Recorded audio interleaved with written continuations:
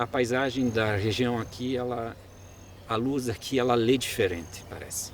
Ela tem uma diferenciação das outras coisas. Tanto que a gente filma nessa época do ano, parece que o sol é mais caído de lá, né? Então ele vem assim, ele entra pro bosque, né? Aparentemente, né? Então acho que é uma coisa. O cenário faz parte dos filmes do Canibal, né? Nunca mudou. Mato, mato, mato.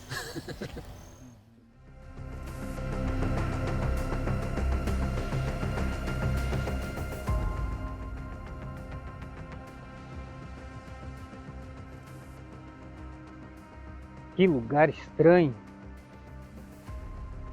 Muito, muito estranho.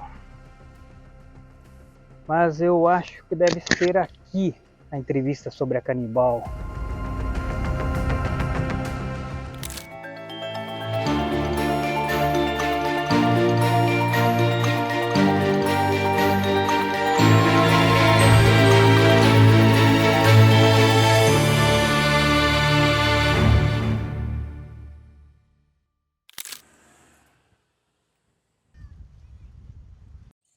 O município de Palmitos fica no extremo oeste de Santa Catarina, quase na Argentina.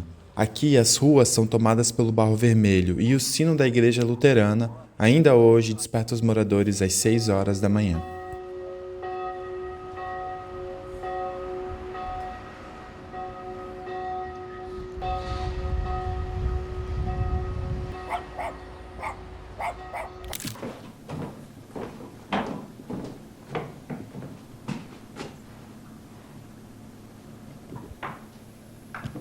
Boa tarde. Que calor. Meu nome é João Carlos e eu sou da prefeitura, sou fiscal dos tributos da Prefeitura Municipal de Palmitos.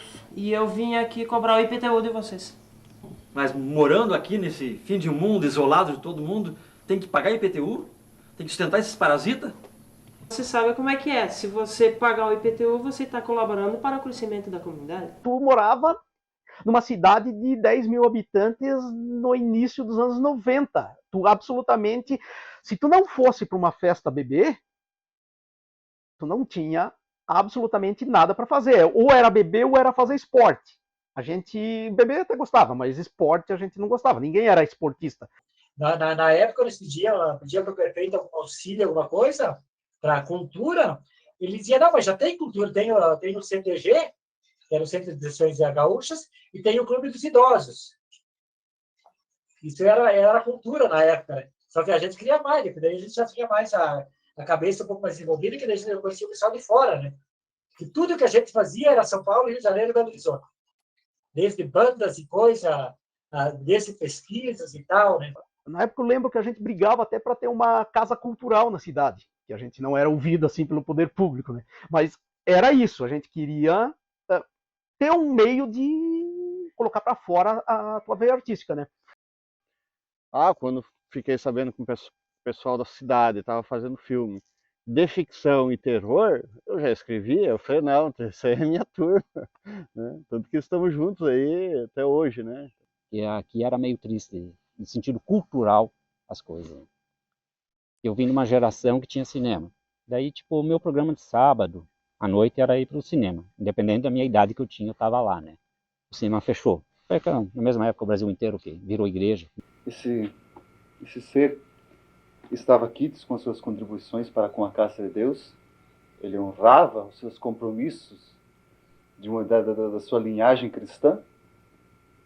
A gente começou a fazer, eu e o Pedro, porque a gente era muito amigo, né? A gente estudava junto, então tinha essa coisa em comum de gostar de cinema. O Peter tinha uma locadora, então estava sempre enchendo o saco dele de pegar os filmes e tal. Eu já escrevia naquela época, eu já escrevia contos, já escrevia poesia, então é aquele bichinho da cultura. Quando ele morde a gente, parece que a gente quer participar de tudo que tem ao redor, né? Foi em 91 que eu conheci o Peter, acho que foi mais ou menos em 91. E ele morava numa vila chamada Sé de Oldenburg. E devia ter na época, eu não sei se tinha 300 habitantes naquele lugar, sabe? É um negócio assim bem interiorzão de interior, sabe? Ele era um cara esquisito da cidade, sabe? Porque sabe, cidade pequena e tal. E eu acho que no dia que a gente se conheceu foi num bar que a gente brigou, eu acho. O Leomar era um cara que eu conheci na rua, assim, tipo, eu e o Tonioli ia apanhar de uns caras, porque a gente provocou, e nós ia apanhar muito. E foi o dia que a gente conheceu o Leomar. O Leomar chegou e botou uma banca nos caras e falou, bata em todos vocês. Então o Leomar é o nosso príncipe encantado, assim. No outro dia a gente começou a conversar.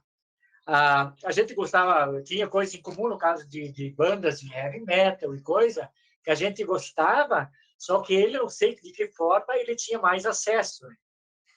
Ninguém tinha acesso, só ele conhecia todas as bandas e tal. Aí, a primeira banda, eu nunca me esqueço, ele me apresentou a banda Ratos do Porão. Eu achava, nossa, que foda aquela... Nossa, que banda. Pesadona e tal. A apatia é grande e a crise é geral. Todo mundo trabalha o ano inteiro, chega no carnaval. Viva o Brasil!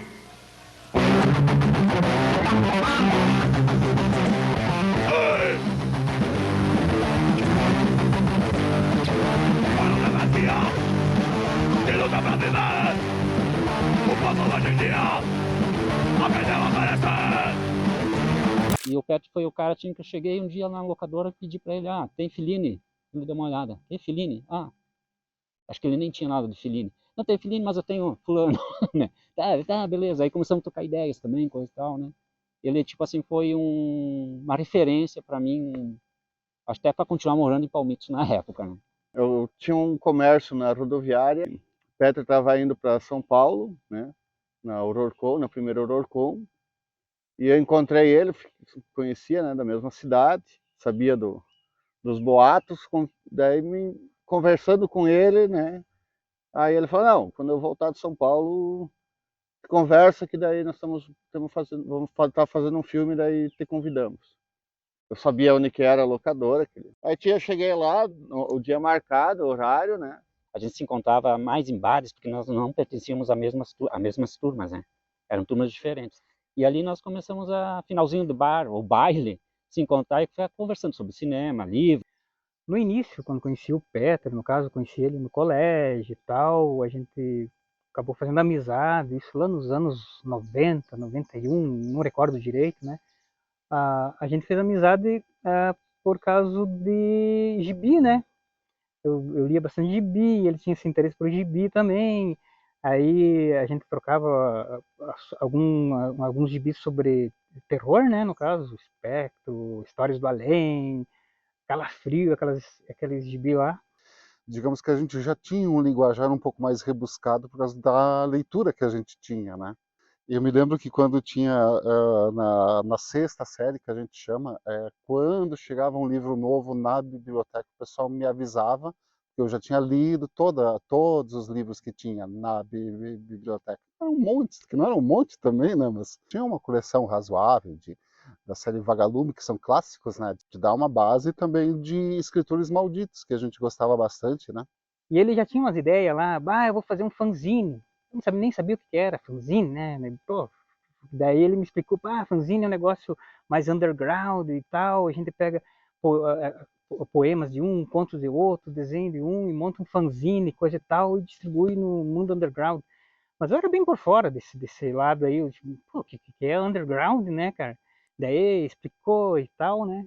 Daí ele disse, tu podia fazer uns desenhos para mim, para participar também e tal, né? Eu disse, não, beleza, vamos lá, vamos fazer, né? O Ayrton Bratz, ele era desenhista.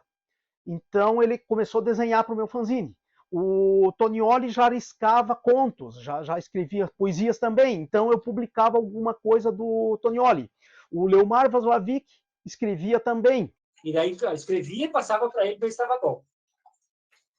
Daí, não, tá no caminho. Né? Ele não dizia que estava bom. Não sei se era por bica, né? Mas nunca dizia que estava bom. Não, tá no caminho. O início de tudo foi os fanzine, né? Começou ali a Canibal, né? O meu fanzine não começou exatamente sem uma equipe de colaborador que já tinha experiência também. Não era só marinheiro de primeira viagem. Tipo, conseguiu um capista, ele fez uma história em quadrinho também pro fanzine. Então, eu tentava agregar isso, de entrar em contato com veteranos do quadrinho ou com caras que estavam se destacando no quadrinho e mixar isso com o pessoal que estava surgindo aqui. Inclusive eu, que estava surgindo também. Os desenhistas aí eram desenhistas consagrados já na época, né? O Júlio Shimamoto, que que é um ícone, né? Calazans, ele conhecia o Edgar S. Franco, Jorge Friso, a Henry Appelt, a Maria Appelt. O colégio que agregou esse grupo, mas eu acho que estar produzindo o fanzine na época ajudou a deixar esse grupo mais unido. Praticamente toda sexta-feira nós se reunia para beber. Numa praça, ou às vezes nos ia no cemitério. Inclusive o Coveiro conhecia a gente. Daí ele me dizia assim, eu sei que vocês vão lá, mas eu só não estrago nada. Se você quiser ficar lá, pode ficar lá. Só não escolhamos. Daí era tranquilo e coisa. Aí eles bebiam e falavam do que a gente podia fazer, e dominar o mundo, e essas coisas assim, sabe? Aí depois dos fanzines, aí que começou a ideia dele, surgiu a ideia dele, né? Eles começou a fazer um filme. Sei, cara, eu tenho que fazer. Só que aquele agravante, tu tá em Palmitos, na região oeste, tu não tinha escola de cinema, tu já não tinha escola de cinema nos anos 90, final dos anos 80, coisa em quase nenhum lugar do país. E as escolas que tinha eram para classe média alta, né? Porque era um curso caro para depois tu não ter um mercado de cinema, porque nos anos 80, 90 tu não tinha. Acho que vou fazer um filme, né? Vou fazer um filme aí na cidade. Vamos, como é que tu vai fazer um filme, né? Não tinha condições nenhuma de fazer filme, né? Não, vou dar um jeito, vou fazer um filme, né? Eu sempre passo do princípio do você faça você mesmo. Fazendo fanzines, eu tive muito contato com banda underground que lançava demo tape em fita cassete. Então, esse processo de acabar conhecendo, antes de fazer filme, acabar conhecendo o mundo dos fanzines e o mundo das bandas undergrounds, me deu essa luz que eu poderia transpor a mesma coisa que acontecia com fanzine e com demo tape, eu podia transpor isso para o cinema brasileiro. Quando eu tinha 12 anos ainda, eu namorava anúncio, tinha uns anúncios de propaganda nas revistas da editora VEC com a Super 8. Vendia a câmera de Super 8, tu podia comprar pelo correio. Só que era caríssimo na época, ainda mais para uma criança, né? E os pais não iam te dar aquilo, né? A gente não ia ter onde revelar e possivelmente não ia ter onde montar. Então era duas coisas. E o som, ia ter o problema do som ainda, que é outra mecânica a faixa de som, né? Eu lembro que eu namorava de pegar e ficar lendo aquele anúncio várias vezes assim, pensando, um dia eu vou ter uma câmera Super 8, porque ainda não tinha aquela ideia do VHS, né? Depois, quando surgiu a ideia do VHS e tudo facilitou e tudo, dizia, não, aquela câmera que os caras usam para filmar batizado, para filmar casamento, eu posso tentar fazer um filme. Inside this compact new video camera is a full-size VHS recorder. National call it the VHS Movie.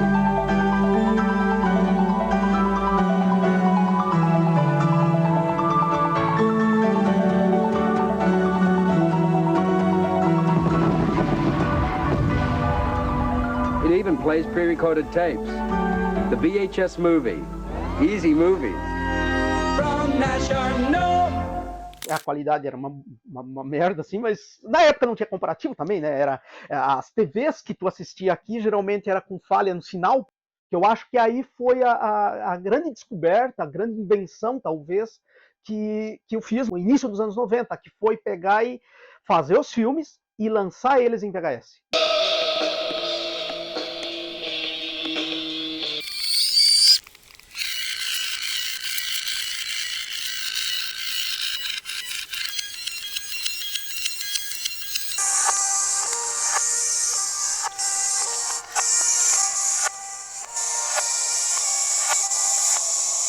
O lixo cerebral existiu só porque a gente conseguiu o Neurivan Sangali, que tinha essa câmera. Eu fui o primeiro cinegrafista da Canibal. Eu estava com 13 ou 14 anos e foram para os primeiros filmes. Como não tinha muita gente que tinha o equipamento para fazer as filmagens, ele sabia que eu tinha, me procurou, como eu já era cliente na locadora. Neurivan era um jovem, bem mais jovem que a gente. Ele devia ter 5 anos a menos que a gente. A gente conseguiu convencer ele, eu não faço ideia mesmo se ele pegou escondido do pai ou se ele pediu pro pai, eu não faço ideia de como ele apareceu com a câmera, mas ele apareceu sozinho com a câmera e foi filmar com a gente. Não tinha ator, não tinha ninguém, né, para fazer. Era ele e o Tonioli. Aí ele pediu para mim, quer ajudar e tal. Eu disse, não, se for no fim de semana, beleza. E daí não tinha mesmo outra coisa para fazer, então eu vou fazer, né? Porque não tinha como filmar à noite, né? Não tinha iluminação, né? Então esses primeiros filmes a gente fazia tudo diurno por necessidade, né? Então não tinha absolutamente nenhuma iluminação. Então pode cuidar isso. Em todos os filmes é tudo dia, né? Porque a gente filmava com a iluminação do sol. Os primeiros a gente fez em 1 ou 2 finais de semana cada, né? Fazia uma reunião ou 2 antes, fazia um pouquinho, falava, não, o personagem vai ser mais ou menos assim, tinha um direcionamento. E em cima disso, nos primeiros a gente improvisava um monte, mas um monte mesmo. A gente tinha, digamos, nós temos um roteiro. Tá, nós temos um roteiro. Mas em cima disso a gente fazia muito na hora, inventava na hora as coisas, sabe? Tinha um final de semana, às vezes, para fazer tantas cenas. No próximo seria mais tantas cenas. Então era puxar, tipo assim, porque você não tinha muito tempo para o descanso. Às vezes era madrugada dentro, tu ia dormir lá, nem dormia às vezes, né? Tocava, né? Às vezes ficava quase 48 horas só filmando, né? Era coisa assim. Mas também isso não era prejudicial, né? Porque a gente já estava disposto a fazer isso e queria fazer, né? Então não é... Era até legal, tipo, vamos filmar, vamos. Eu sabia, sábado à noite não vai dormir. Se vai dormir 1, 2 horas. Porque amanhã cedo eu acordar e pá. Às vezes eu chegava aqui sábado, que dava pra fazia sábado, porque às vezes tinha que ajeitar as coisas, arrumar ainda.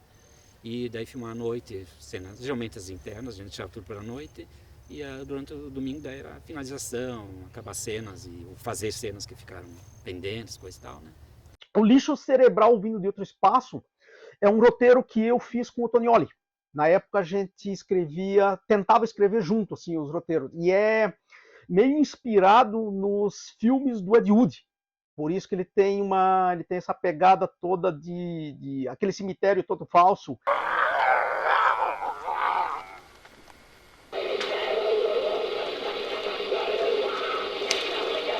É em cima do cemitério do Plan 9. Ele misturava Ed Wood com um grupo de comédia chamado Zaz, que fazia aquela comédia nonsense, assim, tipo, um cara abanando pra câmera, um cara fazendo piada, cara quebrando a quarta parede, que era virando pra câmera e falando pra câmera. Então, só que, claro, a gente não tinha timing nenhum. Então, tu tenta fazer uma comédia absurda sem time. Primeiro teve uma pré-filmagem que foi só com o Tonioli e com o Peter. Na verdade, uma introdução do filme. As cenas seguintes a gente filmou no interior, nos sets improvisados, assim. A gente usou basicamente o set externo, com uns 6, 7 atores. E eu lembro que tinha que regravar. A gente ficou, fazendo umas 10 tomadas para sair uma cena. A gente pegava a estrada de chão e era uma casa abandonada numa fazenda. Uma casa de madeira, não tinha mobília dentro. Ih, acho que vai chover. Olha, uma casa! Nos últimos 30 anos, a casa abandonada se tornou uma propriedade. A obra de 9 minutos nunca foi finalizada e passou as últimas 3 décadas em um porão. Lixo Cerebral só foi assistido pelo público em 2021, quando o mundo enfrentava a pandemia de Covid-19. Uma cópia remasterizada foi exibida para uma plateia remota pelo Museu de Arte Moderna do Rio de Janeiro. A gente usou a câmera do Neurivan e teve que parar. Foi empréstimo. Ele era uma criança, né? Faltava nas filmagens, né? Nós todos prontos, e ele faltava porque ele ia jogar videogame. Daí era longe, né? Que ele, na época, né? Nós com todo o equipamento e coisa, que daí nós levava, era coisa de maquiagem, roupa e coisa e tal, né? Nós chegava e tudo mais, irresponsável e coisa, só que não tinha o que nós fazer.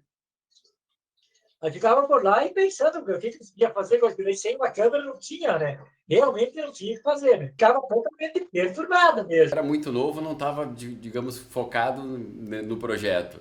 E daí até participava dos escoteiros na época, e era no mesmo horário das filmagens, então, sabe, não dei a devida importância para o projeto. E daí, com o tempo, eles também começou a ficar mais profissional. Esse hiato de uns 8 meses entre o Lixo Cerebral e a gente continuou se informando. Então, a gente descobriu o Frederic Zingler na época. Então, eles pegaram um cinegrafista que era o que fazia todas as filmagens da cidade. Então, o seu Fritz Zingler. E daí eu acabei me desligando. Desde os anos 90, a Zingler tem uma loja no centro de Palmitos que presta todo tipo de serviço. Sonoriza e grava eventos, copia chaves e é uma rádio. Antes de contar como passou a fazer parte da história da Canibal, Zingler põe no ar uma bandinha alemã. Vou mostrar um pouquinho como é que eu faço para gravar. Vou mostrar.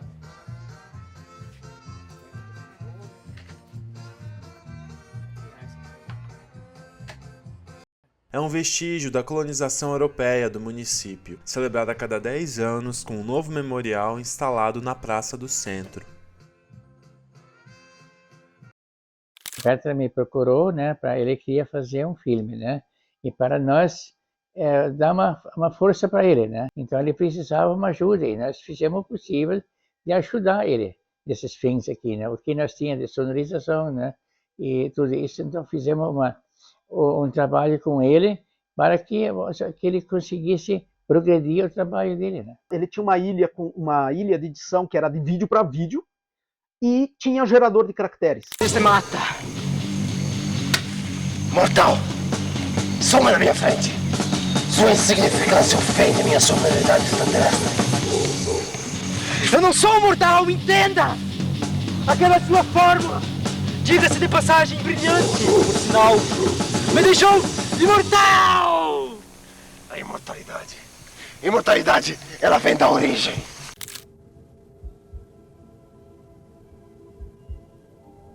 A gente fornecia o áudio e daí ele colocava isso junto. Um áudio assim que vamos supor, para reproduzir, né? Se precisar fazer uma gravação, assim, uma cópia, né? Como a gente não sabia como ia editar o lixo cerebral vindo de outro espaço, a gente resolveu fazer todas as sequências em ordem.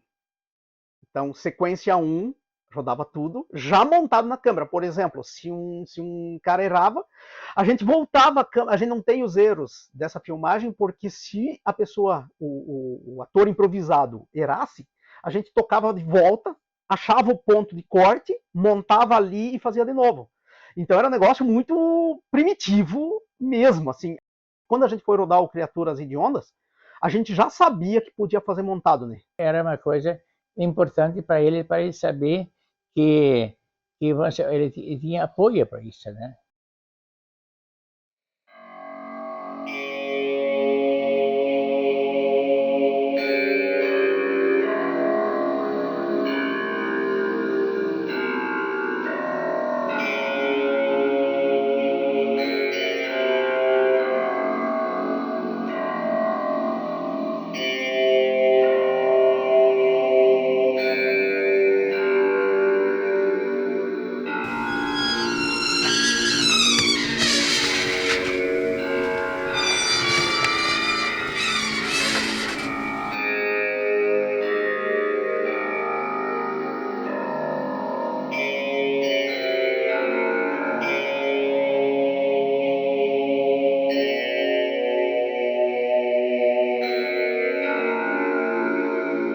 Esse filme, que hoje a gente chama de Cemitério Footage, porque não tinha título na real, esse era um título que ia surgir depois do filme pronto.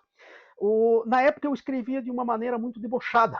O Tonioli sempre escreveu de uma maneira mais literária, gótica, assim. E daí, como eu tinha escrito o Criaturas Hediondas, eu tinha escrito o Lixo Cerebral, tipo, a maior parte das ideias do Lixo Cerebral é minha, por isso que o filme é comédia, né, na verdade, né, porque ele teria feito mais sério.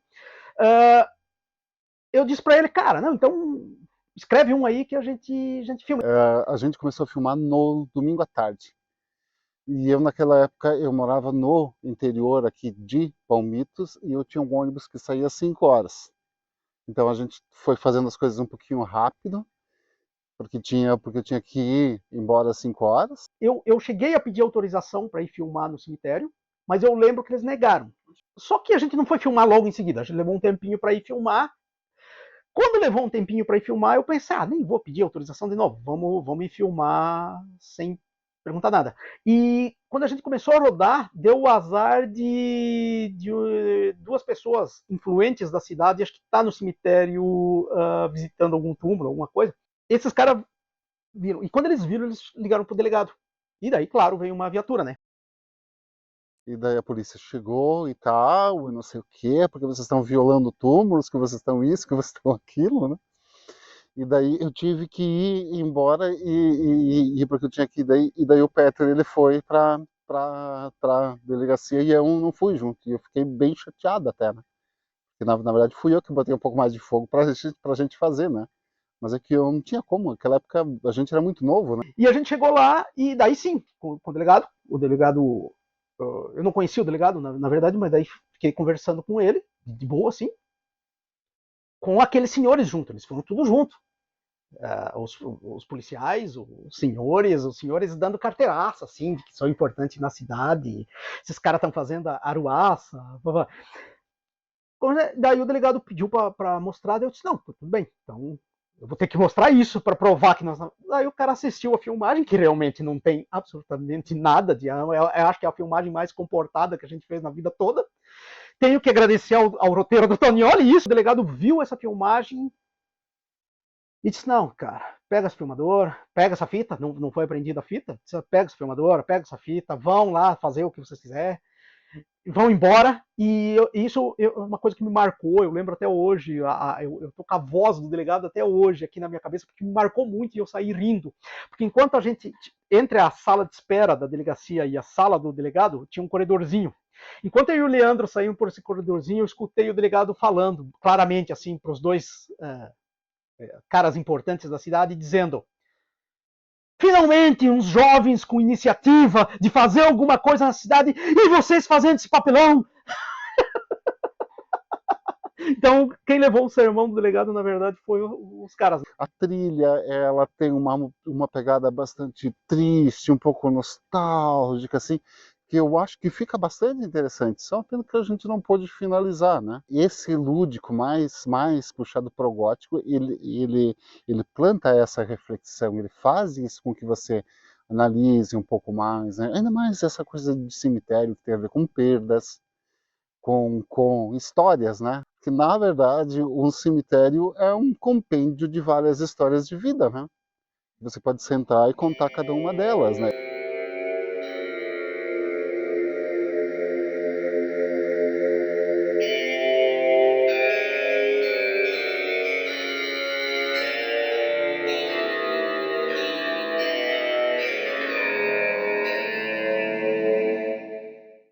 Se um filme só existe quando exibido, a única vez que a Canibal incorporou em Palmitos foi em 1994.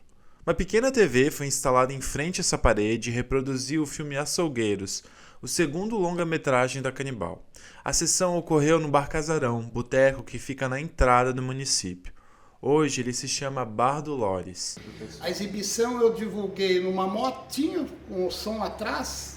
A divulgação de motinho era o cara que colocava uma caixa de som atrás amarrada na moto e com o microfone na mão falando: alô, alô, senhoras e senhores, hoje um grande filme formado em Palmito, Santa Catarina, filmado em Palmito, Santa Catarina.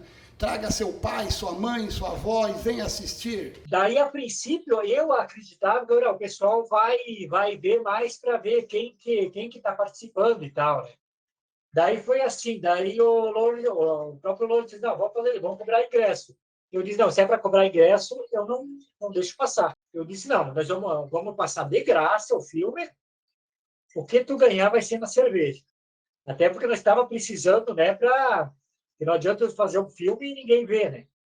O pessoal dos colégios não queriam liberar os alunos para ir assistir. Aí eram 3 colégios que tinha bastante gente, né? Um era o colégio que a gente estudava e o outro era o outro colégio. A gente chegou nas diretorias e disse, nós vamos passar um filme aí, se vocês puderem dispensar todo mundo para nós de público. Daí eles disse, não vamos matar um dia de aula para vocês passar filme. Tá, foda-se. Quando bateu o horário, estava lotado o bar, que era tudo aluno que saiu do colégio. Todos os 2 colégios não tiveram aula porque todos os alunos saíram. Se ficou 2 em cada sala, manda todo mundo para exibição. Daí o pessoal fugiu tudo do colégio. Bateu a hora do recreio, o pessoal foi embora. Foi lá tudo pro bar. Né? Eu achei que no máximo 20 pessoas iam lá ver. Eu sei o número porque o Leomar, na época, falou 286 pessoas. Foi todo mundo sentado ao chão, um do lado do outro. De pé quase não tinha ninguém, porque cadeiras na época existia poucos também, né? na época, e o pessoal sentava no chão porque o público era grande, para o pessoal poder assistir todo mundo. Se ficaria alguém de pé, obviamente que não ia enxergar. A reação das pessoas no momento foi incrível. Teve até pessoas que passaram mal naqueles momentos.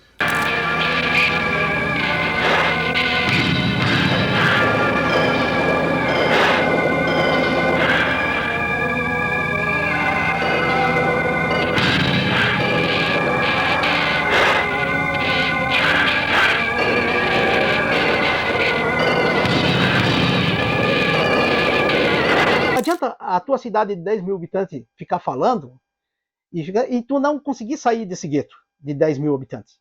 Então, realmente, para mim era um gasto de energia que não fazia sentido.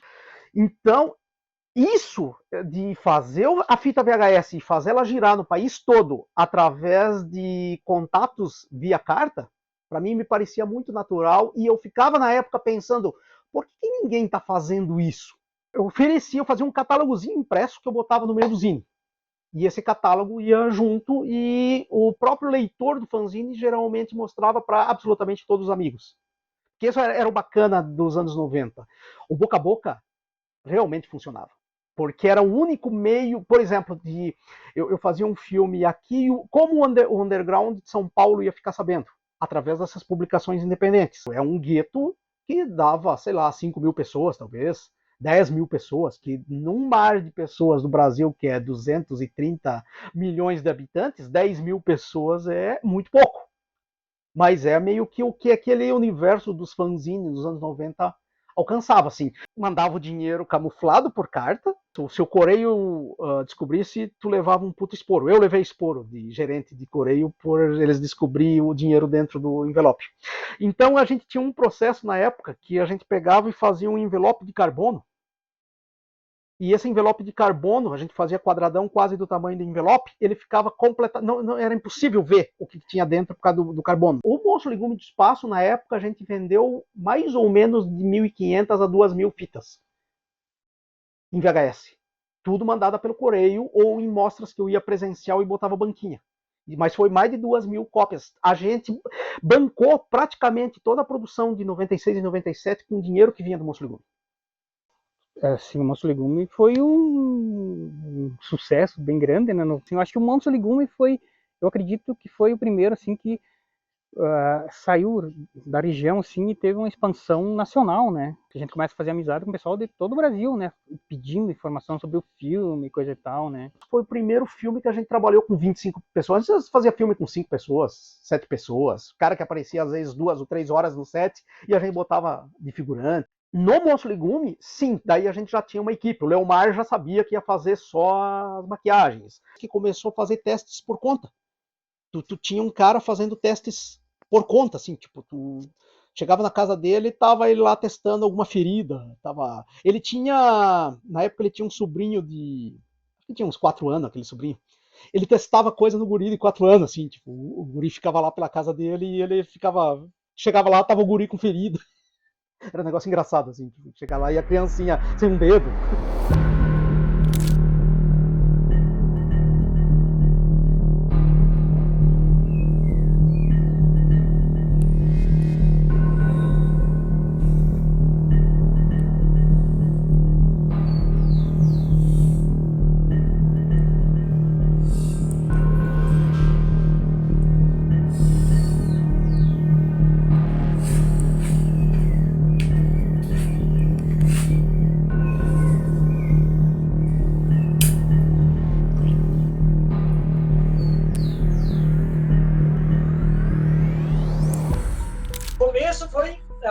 Maquiagem era animais decompostos, no caso.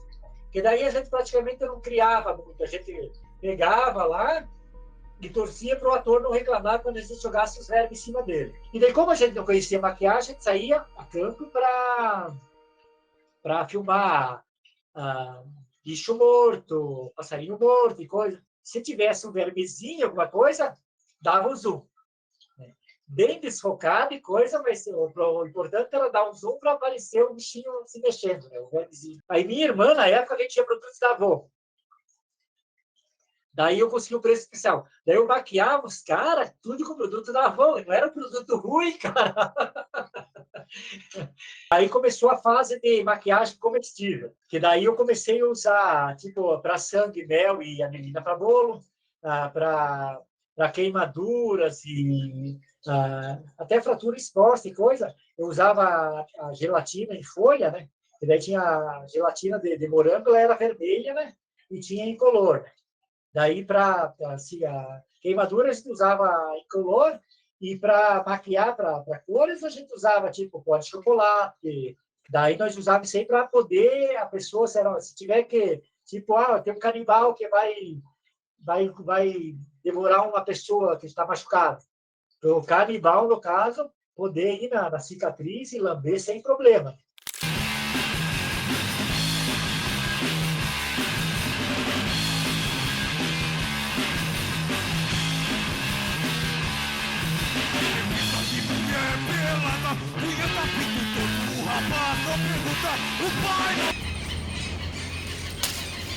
Já diz obrigado.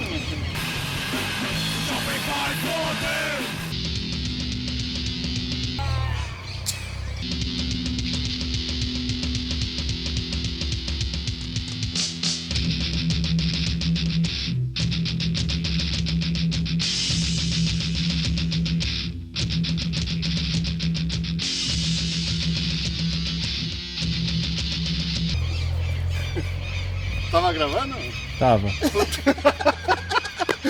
Eu comecei no Monstro Legume do Espaço em 95, né, fazendo figurante no Monstro Legume, mas já trabalhando como um terceiro, quarto assistente de produção, né?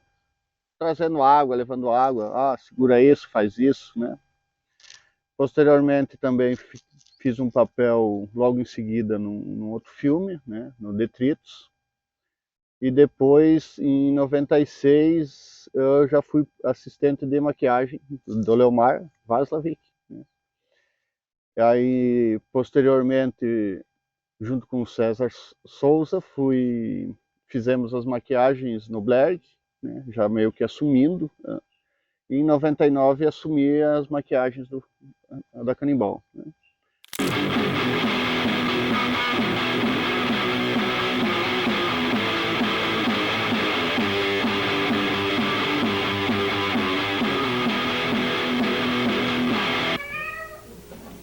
As maquiagens do filme foram elaboradas na pré-produção. Alguns zumbis foram maquiados com goma laca e algodão. Em outros foram usados máscara de látex, mas remodelados na hora. Todos os zumbis tiveram uma característica padrão.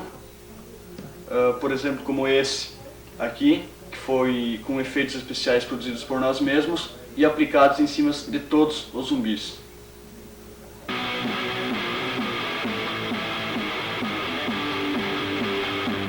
Pro cinema de terror e horror, a maquiagem é tudo, né?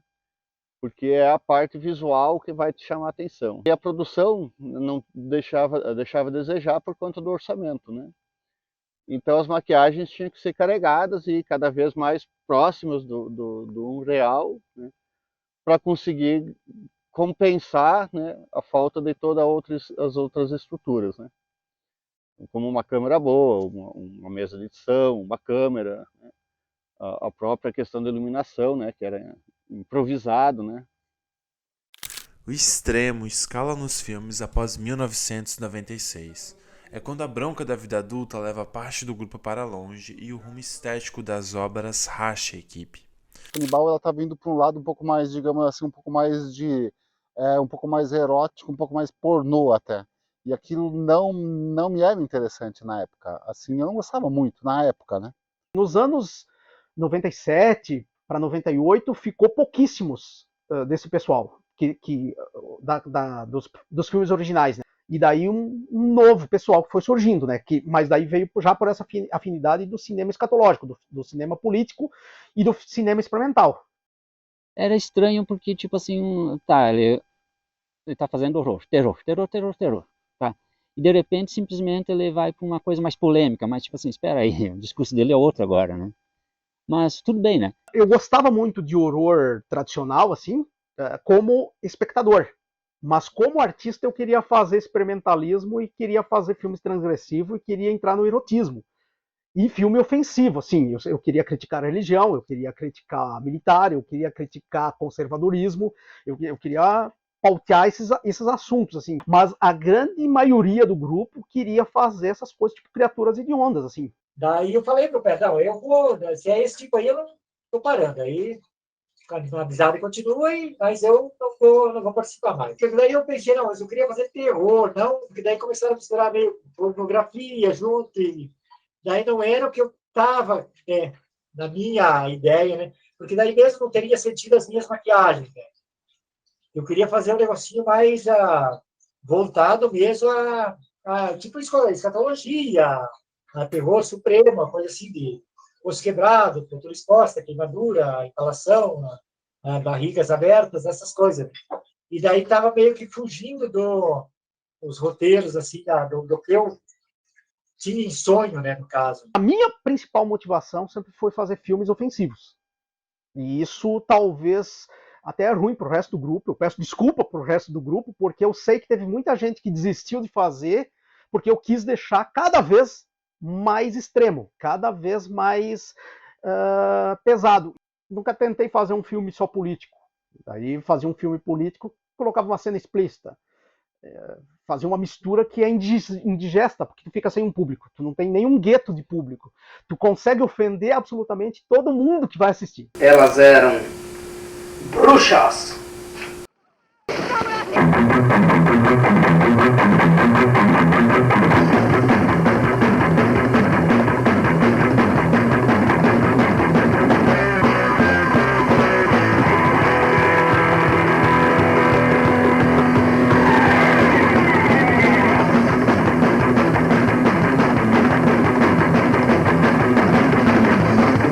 Ele brinca comigo que ele nunca conseguiu me pelar num filme. E daí, tipo, acho que foi nessa fase ali que eu meio me afastei. Não que me afastei, eu estava com eles, mas eu não participava diretamente. Daí tinha a galera de Porto Alegre, tinha a galera de São Paulo que vinha, coisa e tal, né? E eu já não estava mais junto nas produções, né? Eu estava praticamente casado, estava pensando nisso e tal. Mudanças, né? E uma porque também, né, eu morava em outra cidade, já estava longe, era mais complexo para vir, né? Hoje que tu entende, eu teria feito diferente. Eu teria tentado fazer menos filmes, mas teria alternado filme mais escatológico e filmes mais normais. Não teria tentado misturar. Porque o que ia acontecer possivelmente era ter essa ruptura que não aconteceu, que era uma ruptura do grupo continuar fazendo filmes mais comportados e eu fazendo os filmes que fiz, né? Mas essa ruptura nunca aconteceu. Eles se afastaram de não filmar, né?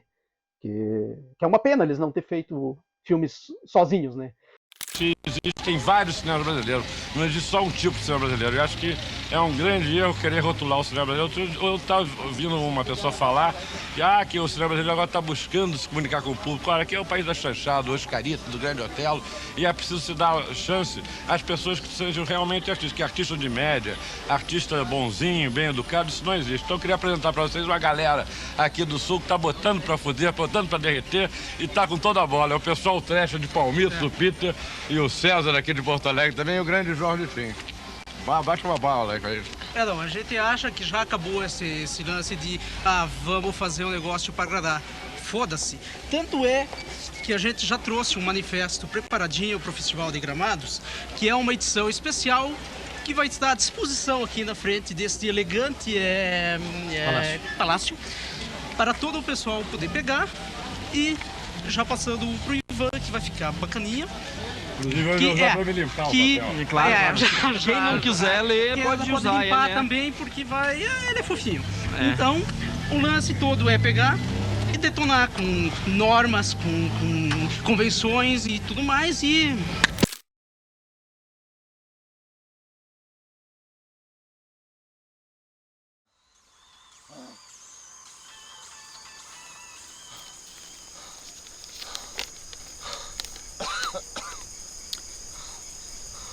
Por ordem de nosso santo presidente Mito, o escolhido Deus Pai, o senhor magnânimo do mercado e líder supremo das redes sociais.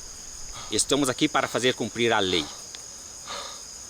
Você foi denunciado por seus vizinhos. Foi acusado de não compactuar com o esplendoroso agronegócio, tendo se recusado a plantar sementes transgênicas, alimentando assim seu negócio anarco-orgânico. E o impacto que eu gostaria que tivesse havido, poderá haver um dia, sei lá, né? Um tipo de reconhecimento que não foi só uma brincadeira, e no início poderia até ser uma brincadeira de piazada, né? Mas que isso caminharia para uma coisa mais séria, né? Uma produção, um processo mais assim que chegasse ao público e o público entendesse que não, há suor também ali.